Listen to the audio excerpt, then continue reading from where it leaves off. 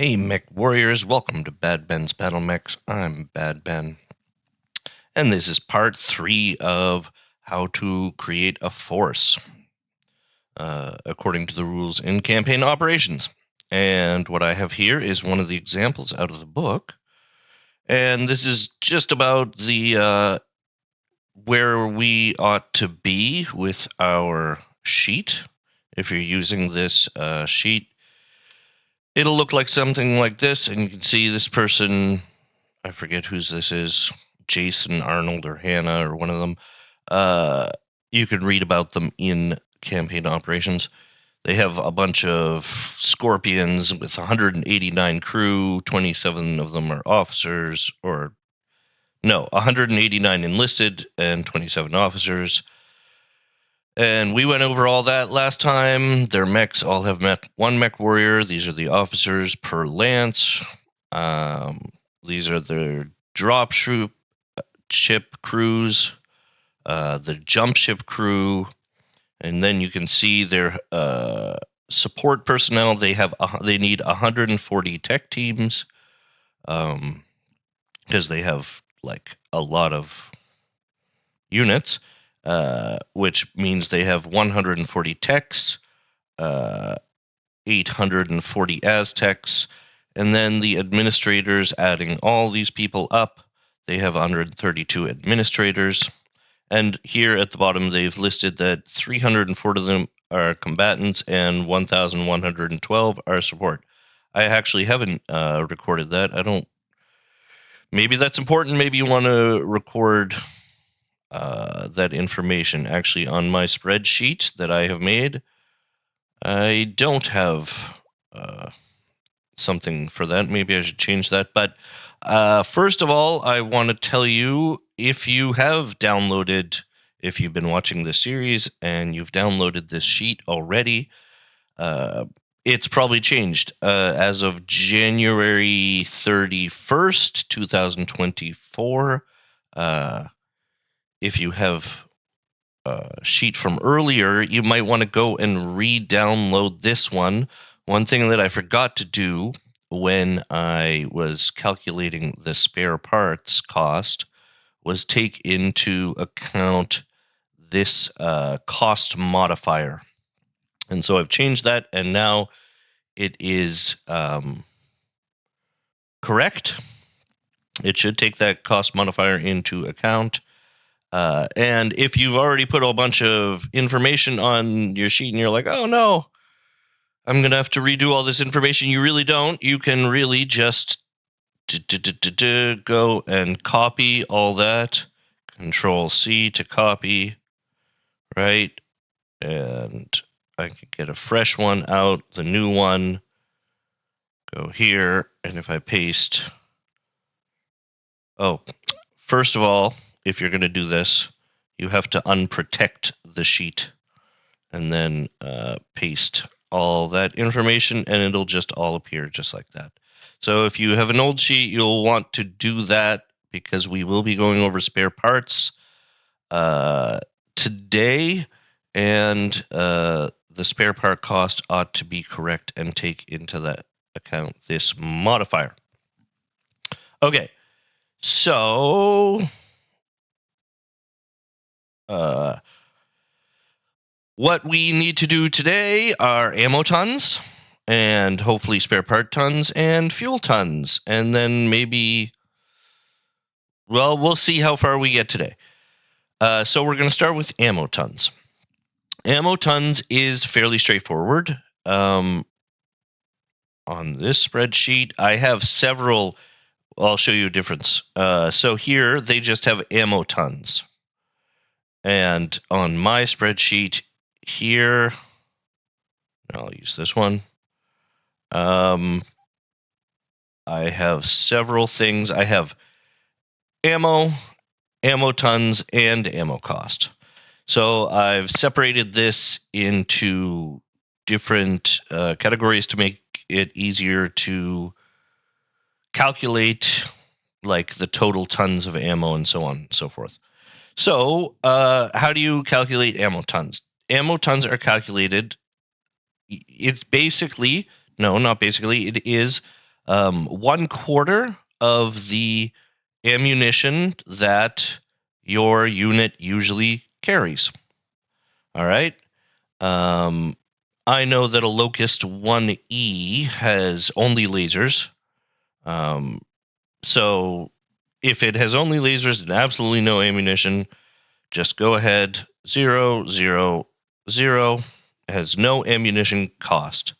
And what this is calculating is the monthly usage of ammunition for training purposes. Right? Every month you need to keep up training, and you use some ammo every month, and that is 1/4 of the total ammunition that the unit can carry. Let's look at. Let's see about a Warhammer. Maybe a Warhammer. So how do we find out what ammunition our unit is carrying? Is Mega Mech Lab. That's the easiest way to do it, I find. So what are we looking for? Warhammer 8. No, just search for the Warhammer. Oh, not as a jump ship. As a mech. So, and then look for the variant, the Warhammer 8.5L. Where is it? It's not here. Is it advanced or experimental? Did I miss it? 8K, 8M, 5L. Wait, do I have the amount? 8D. Obviously, there's no 8L. 8D, the Warhammer 8D. And so then it'll load it up. And it conveniently tells you here, Streak SRM ammo. And it just has 1 ton of that. If you want to go look for sure, can go look here. I think it only has 1 ton. Streak SRM ammo. 1 ton of Streak SRM ammo. So, since this is training purposes, we aren't actually going to use Streak SRM ammo. We are going to use normal SRM ammo. So, since it has 1 ton of SRM ammo on our sheet,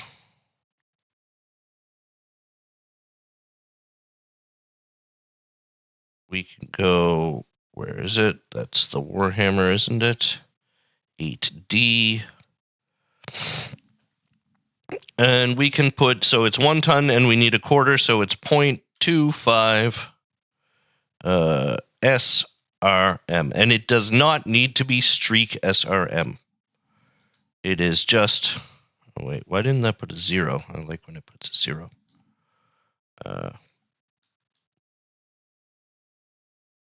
It can be just normal SRM ammo, right? And we'll do 1 more here, and we'll go check out the Wolverine, maybe?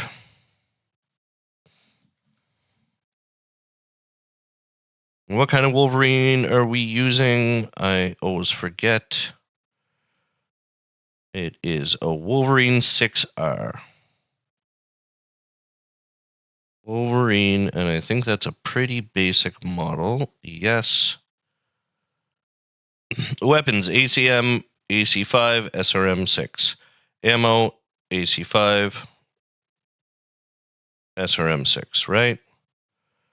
Can open it up, have a look here. It has 1 ton of each. So I'm going to go over to the ammo and put 0.25 SRM, 0.25 AC5. So that's how you do the ammo tons. You got to do it for every single unit. You got to go look how much ammo do they have, divide that ammo by 4, And I'll tell you where it gets pretty serious is with dropships. And I'll just give you an example. We'll do one more. So we'll load. Where is it? Dropship. Union. And take this one, for example. Ammo, AC5 ammo. So it's got 1, 2, 3 tons of AC5 ammo and 3 tons of LRM ammo. And so, what's 3 divided by 4? 0.75, obviously. So, for the Union dropship, and bigger dropships and warships can have a lot of ammo. For the dropship, it has 0.75 LRM20 and 0.75. What did it have? AC5s? AC5s.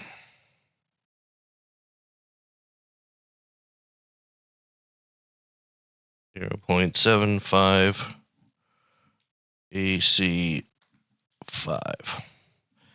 And in my total tonnages, so here I would add those together, 0.25 and 0.25 means it's 0.5 tons in total. This is 0.25 tons in total, and 0.75 plus 0.75 is 1.5 tons in total. Now for the costs. And for the costs, I'm going to have to pause it for just a moment. Yeah, so to find the costs, you are going to have to get the BattleTech Tech Manual. In the Tech Manual on page 294, they have all of the costs for all of the different ammunitions that you can get, right? So, for example, SRM ammo, actually, I might actually be wise. It doesn't really matter for SRM because all SRM ammo is the same price. So I can write just SRM ammo. But I think, LRM ammo and LRM5 ammo might be different than, I didn't check it, than an LRM20, for example. However, SRM ammo is 27,000 C-bills per ton. So 27,000, and I've only got a quarter of that, 0.25. So the cost for that is going to be 6,750 C-bills. And the AC5 ammo costs 4,500 per ton divided by 4 because I only have a quarter. Is 1,125. Oops. And I'll just add those two together, plus, what was it, 6,750? 6,750. That's going to be the ammo cost for the Wolverine. I forgot what it said. 7,875. 7,875, right? The Warhammer only has 0.25 of SRM, and I already did that. I know that is 6,750. So the cost, 6,750 is the cost for the Warhammer. Then what else did I do? I did the LRM. So the LRM 20 ammo is 30,000 per ton. I just looked it up. So 30,000, and we have 0.75 tons, right? So I'll do times 0.75 equals 22,500. Then we also have 0.75 tons of AC5. And AC5 was 4,500 times 0.75, because that's how many tons it uses in a month, is 3,375, and we'll add those together, plus that number is still over here, 22500, 25,875. And if you're wondering why there's a dot here instead of a comma, that's because this is a German calculator, and that's the way the Germans do it. The comma is, it's basically completely reversed. Yeah. So that's 25,875. 25,875. That's the ammo cost for the dropship. And then I would go along and finish all these off, but I'm not going to do that because that'll take too long, and I think you understand. So just as a review, each unit uses 1/4 of its total ammunition. For monthly peacetime target practices, it uses the most basic version of that ammo. So if you have a Streak SRM, you only have to calculate SRM ammo. Or if you have Artemis LRMs or whatever, you only have to use normal LRM for target practice. Then you have to go into the tech manual and find the price for ammo on page 294. This is where it starts. There's a bunch of tables there, and it tells you prices per ton, and it might be a little confusing because it has two numbers. It has one number and then a slash and then another number, and the first number is the price per ton, and this one after the slash is the price per shot. So that's ammo, tons ammo cost. And you should go and fill all of that stuff out. It helps if you have a lot of stuff that just have lasers, because then you don't need to do that. Moving on. Fuel tons.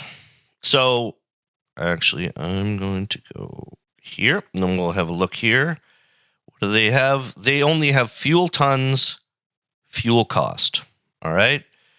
On my spreadsheet, I have fuel tons, fuel type, and fuel cost. Because there are different types of fuel, and they have different costs. The different types of fuel, I can tell you right now, are natural gas, petrol, hydrogen, and alcohol. Fusion isn't a type of fuel. It's just something I added in here for units with fusion engines, signifying that they don't really use fuel. And the different prices, I can tell you right now. Natural gas is $1,200. Petrochemicals is $1,000. Hydrogen is $15,000. And alcohol is $1,500. Fusion is $0.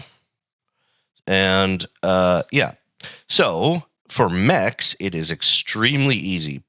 All battle mechs have fusion engines, and so they all have 0 fuel tons, and therefore 0 fuel cost. I can just copy that, and here, oops, don't. Paste that there. Here are 4 more mechs, I know. Paste that there. Then it comes into more difficult things. The Warrior H10 actually does have a fusion engine. So I can do the same thing for the Warrior. I'm pretty sure it has a fusion engine. Okay. Here's where it gets a little complicated. It gets very complicated. Battle armor uses, wait, you gotta give me a moment because I don't want to get this wrong. Yes, okay.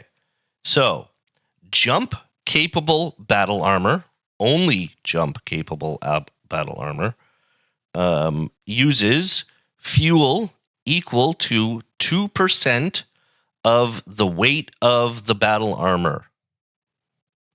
And it uses petrochemicals because that's what they use for jumping. So, where are we? Fuel tons. Here's my battle armor. 2%. So, battle armor. I have 5 tons of battle armor. Each battle armor weighs 1 ton. I have 5 of them. So, all 2%. To find out 2%, we are going to multiply that by 0.02, and that will give me 0.1 tons of petrochemicals. So that'll cost me $100 per month. All right, nice and easy. LRM carrier, vehicles with internal combustion engines. Okay,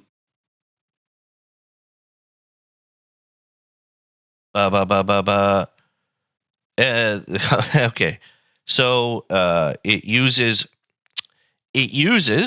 4 times the amount that it can carry. So how much fuel can an LRM carrier, a 60-ton vehicle with an internal combustion engine, and this applies to any internal combustion engine vehicle. Let's use the best resource out there, MegaMech Lab. So what are we looking for? We're looking for a tank. Yes, we have to do research to find out fuel tonnage and all this nonsense. So it's an LRM carrier. It's the 3055 upgrade. So we're going to select it. Okay. The vehicles use 10%. The fuel compartment equals 10% of the engine weight. So this engine on an LRM carrier, 3055 upgrade, weighs 8 tons, right? And it weighs, 10%, which is 0.8, right? 8 times 0.1 is 0.8. And it uses 4 times that in a month, right? So it uses 3.2 tons of fuel in a month. Let me just go make sure that was correct. Yes, what I told you seems to be correct. So, an internal combustion engine, the fuel capacity is 1/10 of the mass of the vehicle. So of the vehicle's engine, in this case, our vehicle's engine was 8 tons, and therefore the fuel compartment is 0.8 tons, and we use 4 of those per month, giving us 3.2 tons for the LRM carrier. Where's fuel tons? 3.2, and it's an internal combustion engine and uses petrochemicals, right? I would do the same thing for the Skulker wheeled Scout. Go find out how much its engine is, 10% of that, Multiply that by 4, right? Then we come to dropships and jump ships. Dropships and jump ships are different. They're different from each other even. So for this, the only way I've figured out how to find how much fuel the dropship uses in one day is called one burn day. And the information for this are in the technical readouts for said vehicle. So, for example, I think a technical readout 3057, there's a one called TRO 3057 with jump ships and drop ships and large craft and so on, like that, has a lot of them. And if you go and get yourself that, you can find out burn, how many tons of fuel it uses in a day. A drop ship uses 15 burn days per month in station keeping. So that's how many tons of... So I'm going to have to pause it again to go and find these numbers again in just a moment. Okay, yeah. So looking in TRO 3057 at the Union dropship, I see it uses 1.84 tons per burn day, right?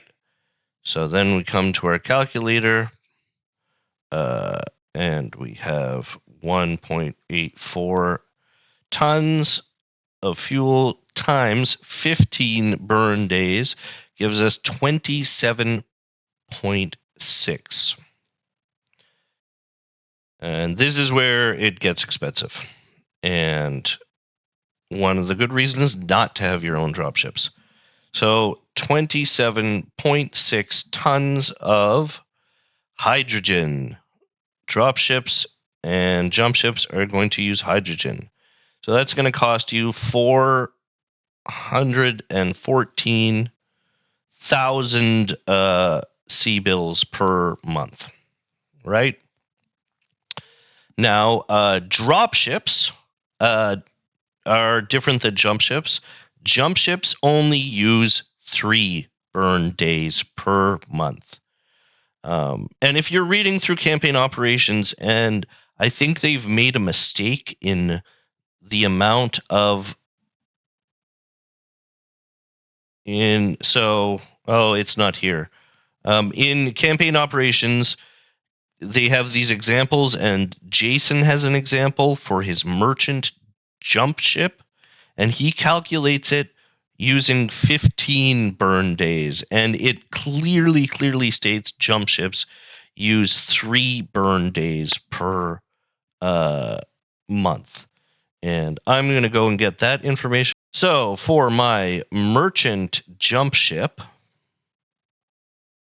I looked at the merchant jump ship. Sorry, I have a scout jump ship. Just a moment. Yes, the scout jump ship uses 9.77 tons of fuel per day, and it uses 3 burn days per month in peacetime activities, bring me to 29.31 tons. Come over here. Whoops. And what was it? 29.31. 31, and it also uses hydrogen. And that'll cost me 4. So just keeping these every month in peacetime activities will cost me nearly 1 million C-bills just to run those. Okay, spare parts. We did ammo, we've done fuel, and I kind of skipped over spare parts. My sheet, if you're using my sheet, it's going to do all your spare parts for you.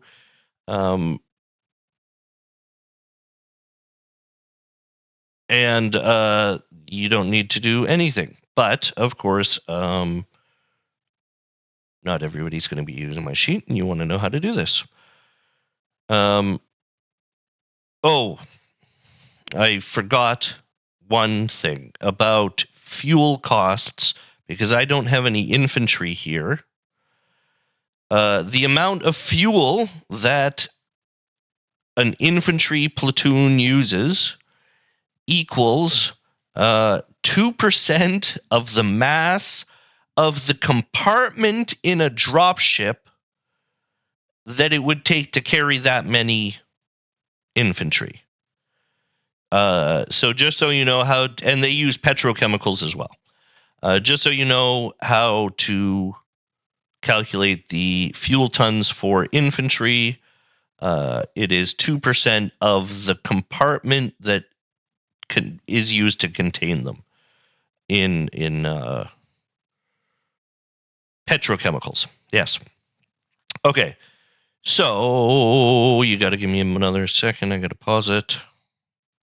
Sorry, it's not every infantry. It's jump, mechanized, and motorized infantry use 2% of the mass of the thing that needs to carry them. Okay, spare parts. So mechs and battle armor and conventional aerospace fighters and conventional fighters and combat vehicles all use 0.1% of their mass in spare parts per month. Okay? So if we come over to the Locust, we look, it's 20 tons, right? Over to the spare parts. I have spare parts tons, 0.02. So how do you calculate 0.1%, right? So if we have 20 tons, if we wanted to calculate 10%, it would be 0.1. 1% would be 0.01. So 0.1% is times 0.001, giving us 0.002 tons, 0.02 tons in spare parts, right? The Wolverine is 55 tons. It uses 0.055 tons of spare parts per month. And the Atlas is 100 tons, so it uses 0.1 tons of spare parts per month. Infantry also need spare parts, and the calculation for them is 2%, or I gotta pause it again. I gotta look at all this stuff.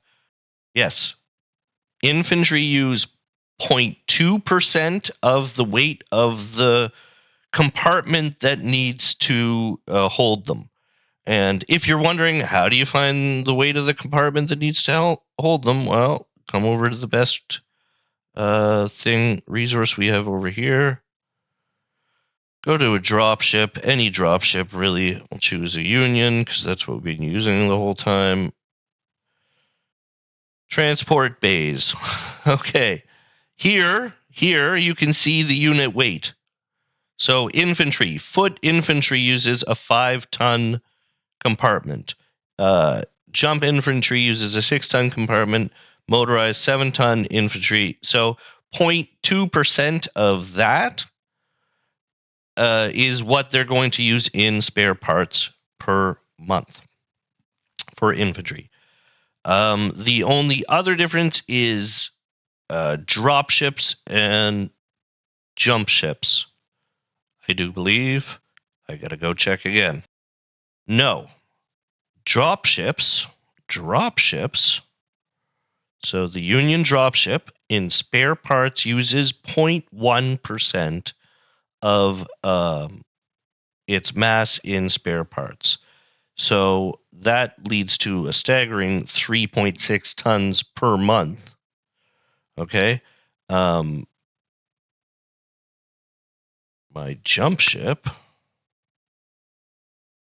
isn't calculating spare parts. I just realized. Oh, yes, it is. 9 tons. So, yeah. The Scout jump ship weighs 90,000 tons, but jump ships only use 0.01% of their weight in tons. 0.01. So you got to add an extra one. So this is 90,000 times 0.0001 equals 9 tons of spare parts. So then you have to calculate the spare parts cost. It's pretty easy, and it's for you can actually see it in my calculation up here. For vehicles, so for compact vehicles, it's 8,000 per ton. For per ton of generic spare parts, and this calculation's been done already. Drop ships are 15,000. Jump ships are 15,000. Fighters, so a conventional or an aerospace fighter, also 15,000 CBILs per ton. Warships as well as space stations. Everything else is 10,000 per ton. So mechs and battle armor and infantry is all 10,000 per ton. I'm pretty sure. Actually, I got to go check that. A lot of pausing going on. Yes, I was correct. So that is spare parts. Spare parts are 0.1% of the ton of the unit. And then there are different costs for spare parts. And all this information can also be found in campaign operations. If you're looking, actually, I'll just go see what page that's on. Yes, on page 24 in campaign operations, you can find all the information on all the ammo and spare parts and fuel. How to do that if you're confused still. Yes. So, as you can see, the biggest costs are going to be the drop ships and the jump ships. Right? Their fuel is extremely expensive. Their spare parts are expensive. Their ammo can be pretty expensive too. Right? So, now we've got all that stuff figured out. Now we can get on to salaries. So, you're going to have to give me another second. So, salaries are fairly straightforward. There's a table on page 25 in campaign operations that lists all of the different occupations. Right? I have them all here.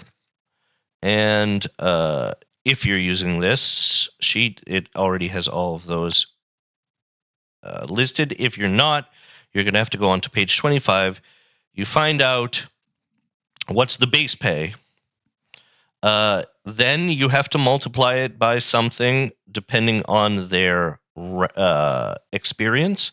So veterans will cost more than regulars. Greens will cost less. It's all on the table. It's so yeah. Greens I think are 0.6 of what a regular is. A regular is 1, and a veteran it's going to be something like 1.25. I really don't know. Yes. So you put what they are. You find out what the base pay is. You change it for their rank and change it for their skill level, and rank. Rank is pretty simple. If it's enlisted, it stays the same. It's just whatever. If they're an officer, you have to multiply it again by 1.33, right? So an officer gets 1.33 times what enlisted officer gets, right? And you can see if I change that to enlisted, it would change that over here to 1,500. But that was an officer. If I were to go over here, they're regular. If I were to change them to an elite, we can see what an elite gets. Right, an elite enlisted gets 4,800 bucks. That's the experience modifier.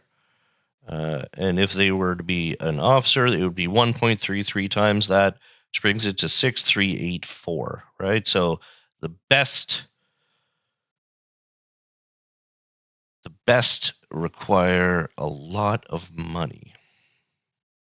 But they weren't elite, they were just regular, but they were an officer, so that changes it a little bit. And that applies to absolutely everybody, right? And there's base salaries for Aztecs, right? The base salary for one Aztec is 400 bucks. The base salary for one regular tech is 800 bucks. Administrators, how much do they get? 500 bucks. Yeah. And then you simply multiply that by their experience modifier, which you find in the table on page 25 of campaign operations, and then simply multiply it by whether they're by 1.33 if they're an officer, and then you have their finished base salary, right? And I have on my totals over here, right? That's how much I'm paying in salaries every month. Now, this brings us pretty much to the end of the whole series, because the only thing left to do is add up your entire ammo cost, the spare part cost, the fuel cost, and the salaries to give you a peacetime total operating cost for your mercenary company, which is really the whole point of this thing. Mine isn't finished. I haven't put in all of the ammunition for everybody. Right? And I think I still need to do the fuel for the Skulker Wheeled Scout. But once I do all of that, my whole sheet will be finished. And yeah, it should look like this now. No, not that one. Wrong one. This one.